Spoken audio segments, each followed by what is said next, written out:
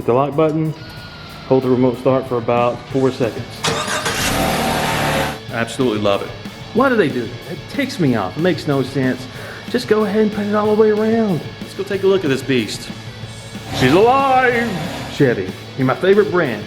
Been that way since I was a kid. Since my dad's S10 Blazer. It does take money to make things look good.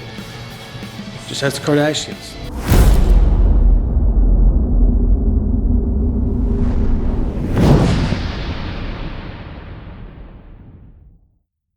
All right, I think it's time we get in the truck and see what's going on with this interior.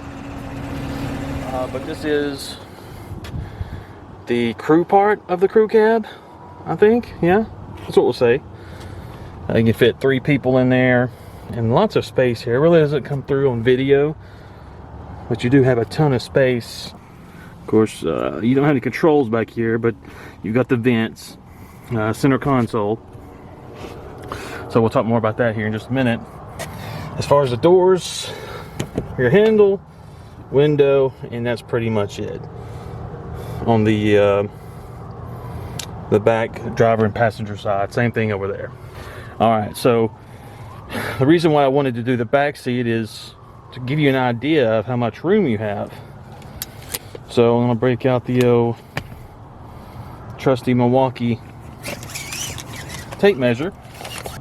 As you can see, my seat is basically flush with this center console. So from the back of the seat to the back row, you're looking at about 14 inches. What you can do is raise this seat and ta-da, you have a box of hats. Actually, this is my box of hats. Why I have a box of hats, I don't know. I'm just kind of weird like that, and I love hats. All right, so when you put up the seat, let's see how much room you're working with. All right, so if I put it from about the middle up, and we come back, as you can see, it is about 26 inches. So with seat up, you have 26 inches. Over 2 foot, carry the 1, 2, divide by 4, yep, that's right. Over 2 feet of space to where if you need to put some boxes in here, or maybe you can't get everything in the bed of the truck, you have some room in here to store some things. Very useful. And remember, my seat is about flush with the back of that center console, and that's all the room I need. I don't need any more leg room, and I'm about 5'11", yeah, 5'11". So let's go over here to the passenger side. Again, I mean, you've got handle, window, that's all you need. That's all you got over here. You might need more, but that's all you got. So, and it's, if you've noticed, these are attached to the back here, so these don't fold down. I don't even know how you take them off. I think I've seen some videos where people have tried, or you tried to install some stereos or amplifiers in there, and they couldn't do it, couldn't take it off. So if you're going to try to do that, you have to go under the seat. So you got your jack right there. Let's take out the old trusty tape measure. That seat's back more. That seat is back probably 3 inches further than my seat, so you're going to have less. Let's measure it first with the seat up.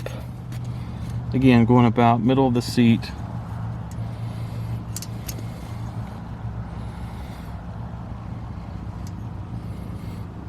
About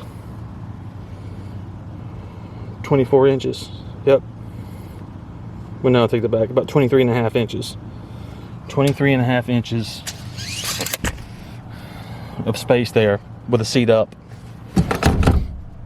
With the seat down, of course, this passenger seat's back